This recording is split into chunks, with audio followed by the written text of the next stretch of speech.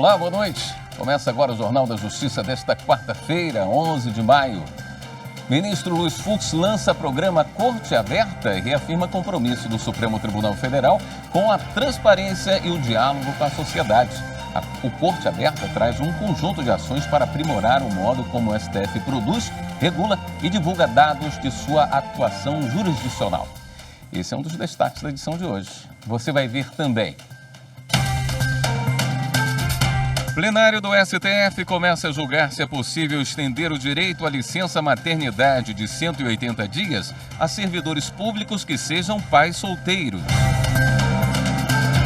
Ministra Maria Tereza de Assis Moura, eleita nova presidente do Superior Tribunal de Justiça. E ainda, reportagem especial da série sobre os 20 anos da TV Justiça mostra o trabalho pioneiro da emissora, a única no mundo a transmitir ao vivo os julgamentos do plenário de uma Suprema Corte.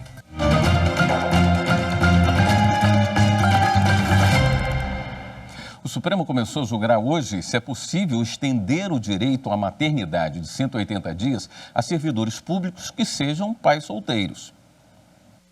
O caso chegou ao Supremo depois que o INSS recorreu de uma decisão do Tribunal Regional Federal da Terceira Região, com sede em São Paulo, que aceitou a concessão de licença paternidade de 180 dias a um perito médico. O servidor público que entrou com a ação na Justiça é pai de gêmeos, gerados por fertilização in vitro em 2014. No recurso ao Supremo, o INSS alega que o benefício deve ser dado apenas à mulher gestante, em razão das características físicas e biológicas que a vinculam com o bebê, de modo diferenciado do vínculo paterno, e que os pais já possuem o direito à licença de 5 dias.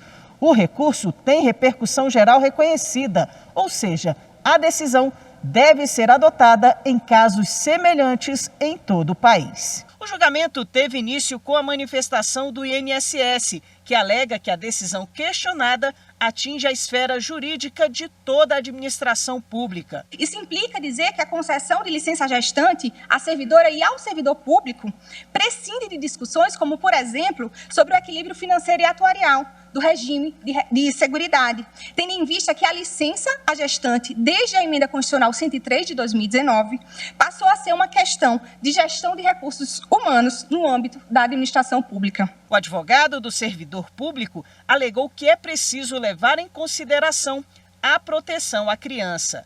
O salário e a licença maternidade têm como objetivo primordial a proteção à criança e do núcleo familiar mínimo.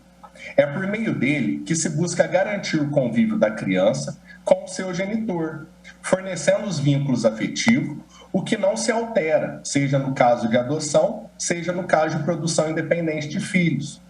Em especial, o que se refere à licença maternidade, entendemos que tal instituto jurídico é destinado ao cuidado do recém-nascido, sendo certo que a liberalidade da escolha da mulher-mãe pode ser alterada e destinada aos pais ou aos avós, no caso de falecimento da mãe no parto. O Procurador-Geral da República, Augusto Aras, defendeu a validade da extensão do benefício da licença de 180 dias ao chamado pai solo, que é o único responsável pela criança. Se o recém-nascido não tem a figura da mãe, mais ainda se justifica que se lhe assegure a presença do pai.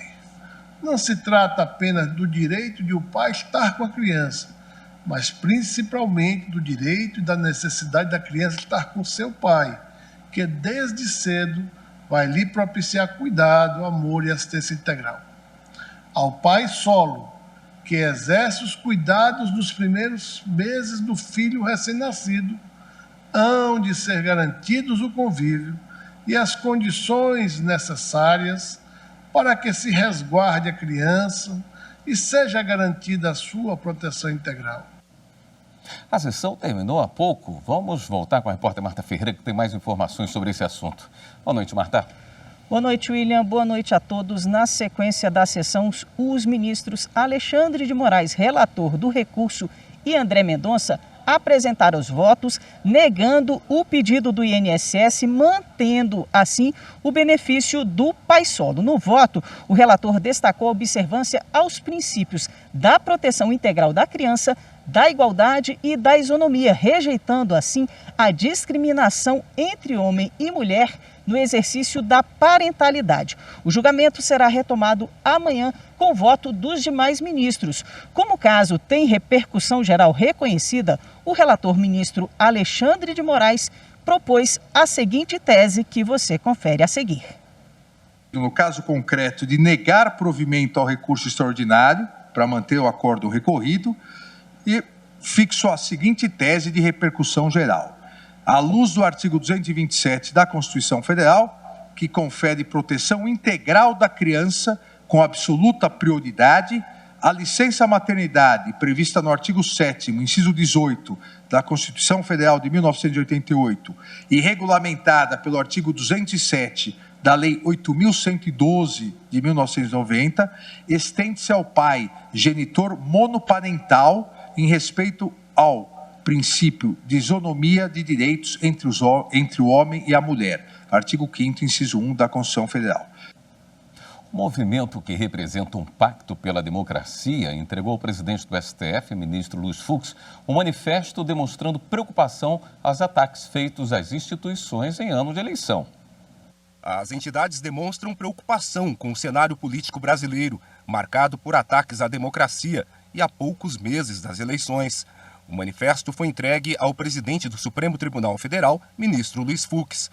O grupo alerta sobre as tentativas de descredibilizar e enfraquecer o processo eleitoral. Combate a possibilidade de apuração paralela de votos por outras entidades, não ligadas à Justiça Eleitoral, que a sugestão de que isso seja feito pelas Forças Armadas parte da burocracia estatal. O documento ainda registra repúdio a ideias de cunho autoritário e ao cerceamento da atuação de instituições democráticas, como o TSE e o STF. O que não se pode admitir é o discurso tirânico e golpista de fechamento do Supremo Tribunal Federal.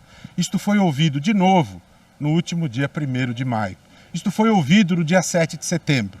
E quem se preocupa com a democracia no Brasil e as 200 entidades do Pacto pela Democracia, o Instituto Não Aceito Corrupção, o Movimento do Ministério Público Democrático, estamos preocupados com a preservação da democracia. O movimento conta com cerca de 200 organizações. O grupo destaca que o sistema eletrônico é usado em mais de 40 países para vários tipos de eleições e no Brasil nunca apresentou qualquer indício de problema que comprometesse a confiança no sistema.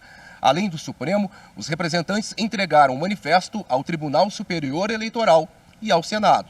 O conteúdo do manifesto tem como objetivo demonstrar as preocupações da sociedade civil nesse momento com esse discurso cada vez mais crescente de um setor hoje radicalizado em um dos poderes que visa fragilizar a democracia no Brasil através do questionamento do processo eleitoral, que é um processo que ocorre há muitos anos sem nenhum indicativo de fraude. E o presidente do STF, ministro Luiz Fux, recebeu ofício da Casa Civil na última segunda-feira, informando do interesse do presidente da República, no exercício de sua competência exclusiva, em conceder reajuste salarial geral de 5% a toda a administração pública federal, a chamada revisão geral anual. O ministro se manifestou de acordo com a medida proposta ao Judiciário, uma vez que a revisão linear atingiria todos os poderes, Executivo, Legislativo, Judiciário, além do Ministério Público. Conforme consulta feita às áreas técnicas, há possibilidade de concessão de valores por meio da realocação de recursos no STF e em outros tribunais, sem necessidade de aumento do orçamento corrente, sendo certo que a referida proposta ainda depende de lei própria do Poder Executivo. Nesta quarta-feira, o presidente do STF deu ciência aos demais ministros da Corte para que se manifestem sobre o tema. O ministro Ricardo Lewandowski, do STF, atendeu a pedido da Procuradoria-Geral da República e arquivou a investigação contra a deputada federal Bia Kicis por racismo. Mas a investigação pode ser aberta novamente. A investigação feita pelo Ministério Público Federal começou no ano passado, quando a deputada Bia Kicis publicou em uma rede social uma montagem em que os ex-ministros Sérgio Moro e Luiz Henrique Mandetta apareciam com os rostos pintados de preto, prática conhecida como blackface. Na ocasião, o MP pediu para que o caso fosse apurado como crime de racismo. Só que depois do depoimento da parlamentar, o Ministério Público mudou o entendimento, dizendo que o crime em questão seria o de injúria racial e solicitou o arquivamento no STF. De acordo com a defesa de Bia Kicis, o post teve o intuito de criticar uma loja que fez um processo seletivo para a contratação de funcionários exclusivamente negros. Na decisão, o ministro Ricardo Lewandowski disse que a última manifestação da Procuradoria-Geral da República entendeu que a publicação não teve a finalidade de repressão, dominação, supressão ou eliminação de alguma raça e, por isso, não caracterizaria o crime de racismo. O ministro ainda afirmou que a investigação pode ser aberta novamente em caso de novas evidências. O ministro Alexandre de Moraes, do Supremo, decidiu manter todas as restrições impostas ao deputado Daniel Silveira, incluindo o uso da tornozeleira eletrônica, e multou o parlamentar em mais R$ 135 mil pelo descumprimento das medidas definidas anteriormente. O ministro também deu prazo de 24 horas para a defesa informar se a determinação judicial será cumprida imediatamente ou se haverá nova recusa por parte de Silveira em usar o equipamento. Em caso de descumprimento, o ministro fixou multas diárias cumulativas. Alexandre de Moraes destacou que, enquanto não houver análise da constitucionalidade do decreto de indulto, continuam valendo as medidas cautelares impostas ao deputado. Ministra Maria Tereza de Assis Moura eleita nova presidente do STJ. Os detalhes no próximo bloco. Em um país ainda marcado por desigualdades sociais, econômicas e de informação, a TV Justiça presta um importante compromisso em explicando conceitos, explicando temas debatidos pelas mais altas cortes do país a todo e qualquer cidadão.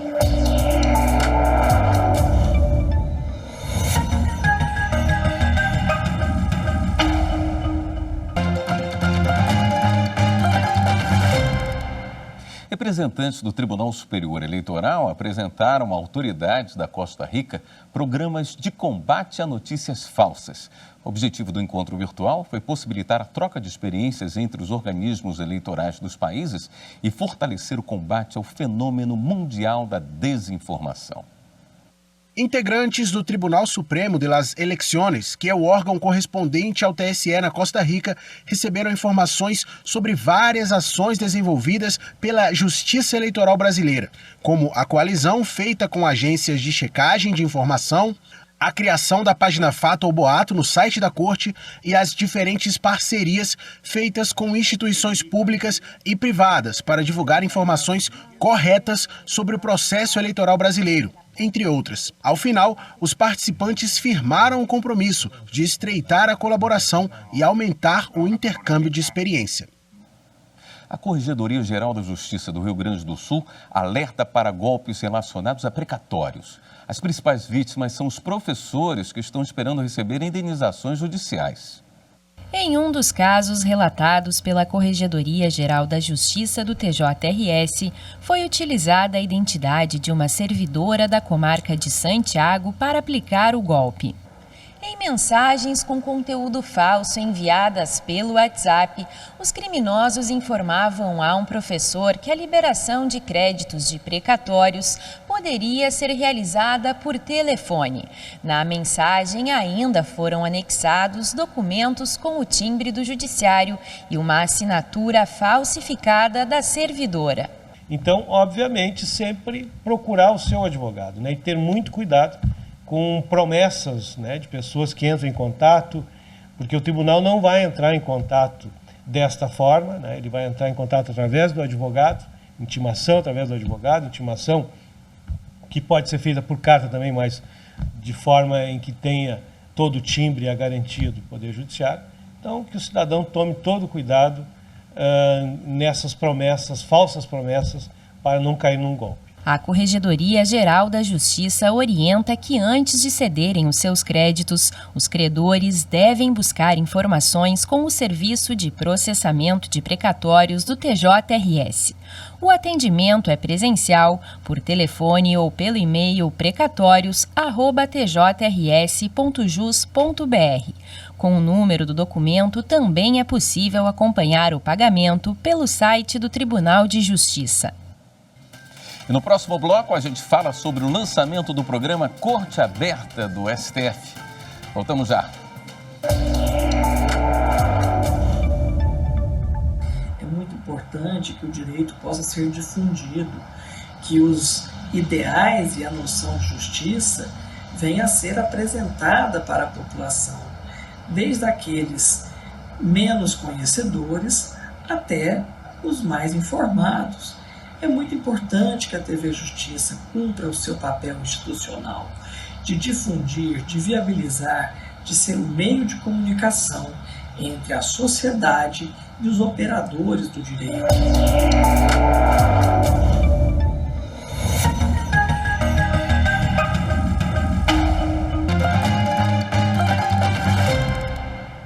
O Supremo Tribunal Federal lançou hoje o programa Corte Aberta. A iniciativa unifica a base de dados do STF e disponibiliza à sociedade informações de forma ampla e transparente. O que você está vendo é a página principal do site do Supremo, que agora tem coisa nova, o programa Corte Aberta. O cidadão tem acesso à base de dados do tribunal de forma bastante ampla. E vamos dar um passeio. É só clicar em painéis estatísticos para ver as decisões dos ministros, o acervo de processos, as pautas do plenário. O site mostra, por exemplo, os casos de repercussão geral, aqueles em que a decisão serve de base para todos os processos semelhantes no judiciário. Dos 809 recursos extraordinários reconhecidos pelo tribunal, 625 já foram julgados.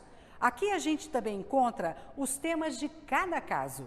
O site passou por uma reformulação com um só objetivo: tornar as informações mais acessíveis a todos os cidadãos. É um programa para o cidadão, promovendo informação relevante e útil para que as pessoas, mesmo quem não tenha uma formação jurídica ou entenda de dados, consiga acessar essas informações e conhecer qual é o perfil de julgamento e atividade da Suprema Corte do Brasil. Nós criamos uma verdadeira parte de diversão dos números do Supremo Tribunal Federal. E isso facilita o pesquisador que quer estudar sobre o Supremo, o jornalista que precisa saber informações sobre os processos que aqui tramitam, a população, o cidadão em geral que tem curiosidade de conhecer o Supremo Tribunal Federal e o nosso público interno também. O programa Corte Aberta foi lançado esta tarde pelo presidente do STF, ministro Luiz Fux. Trata-se de iniciativa institucional imprescindível para consolidar o Supremo Tribunal Federal como uma Corte Constitucional digital, porquanto incrementa a transparência ativa e torna a governança de seus dados judiciais ainda mais precisa, confiável e acessível, alinhada às novas tecnologias. Além disso, o programa concretiza o Objetivo de Desenvolvimento Sustentável 16 da Agenda 2030 da ONU, no sentido de, em primeiro lugar, desenvolver instituições eficazes, responsáveis e, acima de tudo, transparentes. E, em segundo lugar, assegurar o acesso público às informações de nossa instituição. O usuário também encontra as informações sobre o programa e sobre como navegar no site. O Corte Aberta também ajusta o banco de dados e processos à Lei Geral de Proteção de Dados e melhora a segurança da informação no tribunal. Na sua vertente preventiva, com avaliação dos riscos relacionados às atividades de carga, armazenamento e segmento de dados, bem como da divulgação pública desses dados. Isso em caráter preventivo. Na sua vertente repressiva, combatendo comportamentos nocivos e incidentes cibernéticos que possam comprometer o funcionamento adequado dos sistemas operacionais e das páginas eletrônicas do Supremo Tribunal Federal. O Pleno do Superior Tribunal de Justiça elegeu a ministra Maria Tereza de Assis Moura como nova presidente do tribunal e o ministro Og Fernandes para a vice-presidência. Na mesma sessão foi realizada a indicação de 4 desembargadores federais que vão concorrer a 2 vagas de ministros da Corte. Em sessão do Pleno do Superior Tribunal de Justiça e por aclamação, a ministra Maria Tereza de Assis Moura foi eleita a nova presidente do STJ e o ministro Og Fernandes o vice-presidente da Corte para o biênio 2022-2024. Eles também irão assumir o comando do Conselho da Justiça Federal. A ministra Maria Tereza, atual Corregedora Nacional de Justiça, é ministra do STJ desde 2006. Mestre e doutora em Direito Processual pela Universidade de São Paulo, tem especialização em Direito Penal Econômico pela Faculdade de Coimbra, em Portugal, e integra o Conselho Consultivo da Rede Mundial de Integridade Judicial da Organização das Nações Unidas.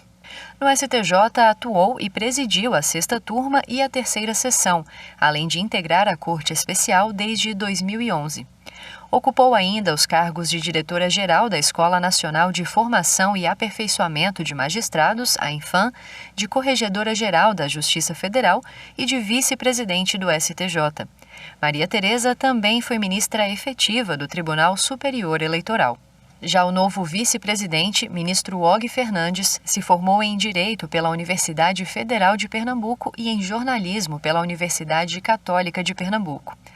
Ministro do STJ desde 2008, integrou a 3ª sessão e a 6ª turma, foi membro da Comissão de Regimento Interno do Tribunal e corregedor-geral da Justiça Federal.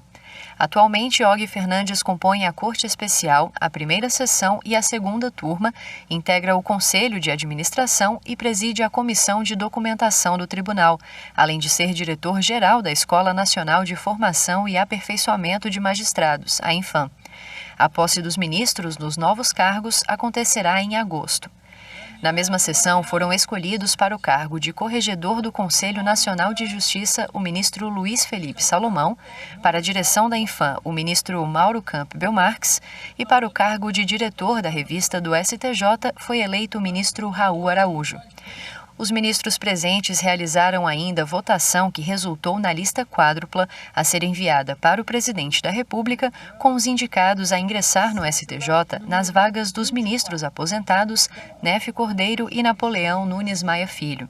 Compõe a lista de indicação os desembargadores federais Massoud Azulay Neto, do TRF2, Ney Belo, do TRF1, Paulo Sérgio Domingues, do TRF3 e Fernando Quadros, do TRF4. No próximo dia 11 de agosto, a TV Justiça completa 20 anos. São 2 décadas de trabalho para aproximar cada vez mais o judiciário da sociedade brasileira. E para marcar a data, nós preparamos uma série de reportagens especiais. Todo dia 11, vamos lembrar um pouquinho da história da TV Justiça. Hoje você vai ver o pioneirismo da emissora. Ela foi a primeira do mundo dedicada a divulgar o que faz o Poder Judiciário e a única a transmitir ao vivo os julgamentos do plenário de uma Suprema Corte.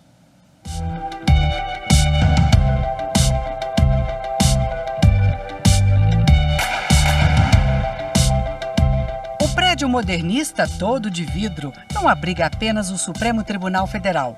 É também a sede de uma TV. A TV Justiça completa 2 décadas este ano e tem muito o que comemorar. Foi a primeira emissora do mundo dedicada a divulgar o que faz o Poder Judiciário em tempos democráticos.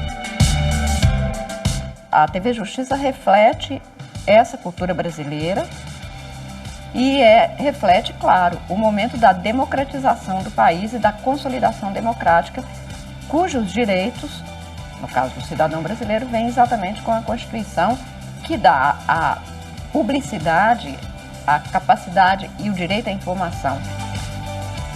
É programa que não acaba mais. E 2 jornais diários ao vivo com os assuntos do momento. A TV Justiça não é apenas a primeira emissora do judiciário no mundo. Tem ainda um outro protagonismo que até hoje não foi superado. É a única emissora do planeta a transmitir os julgamentos no plenário ao vivo. No plenário, 5 câmeras acompanham os votos dos ministros e nos bastidores, uma grande equipe para fazer a transmissão. É assim toda quarta e quinta-feira. As sessões começam às 14h. E quer algo mais democrático do que transmitir tudo o que acontece nas sessões, em tempo real, sem cortes? E em tantos anos de transmissão já aconteceu muita coisa fora do script, como em plena pandemia de coronavírus, quando as sessões passaram a ser feitas por videoconferência pela necessidade de distanciamento social. Identificados, e essa identificação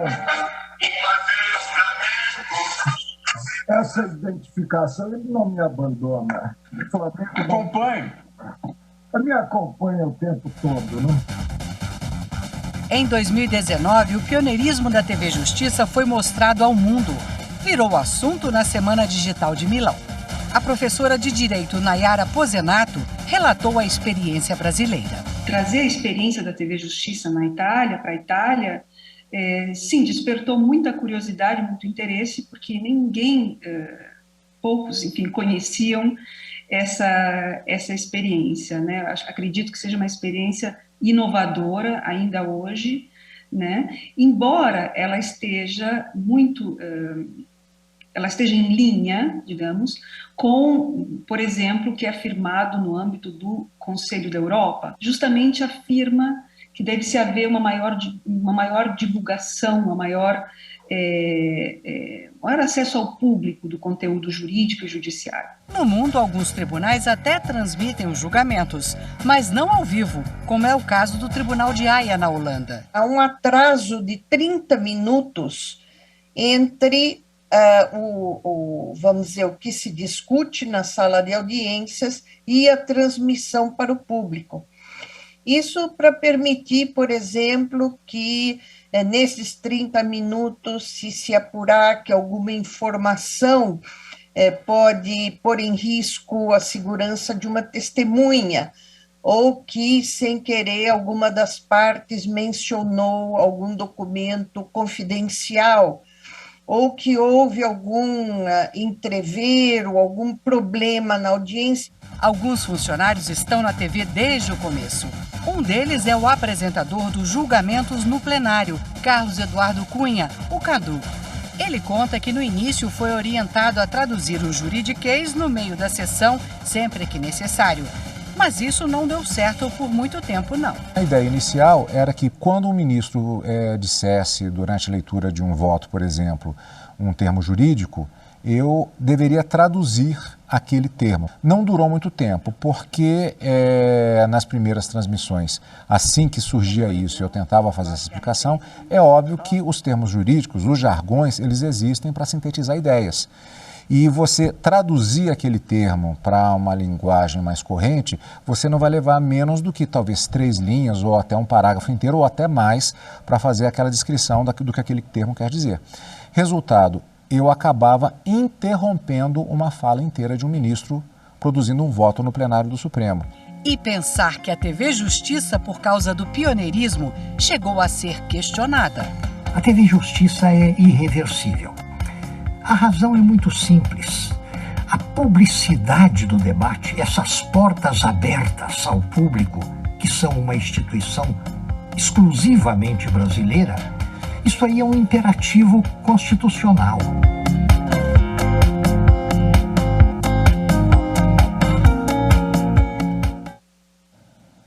Esta edição do Jornal da Justiça fica por aqui. Uma boa noite para você. Até amanhã.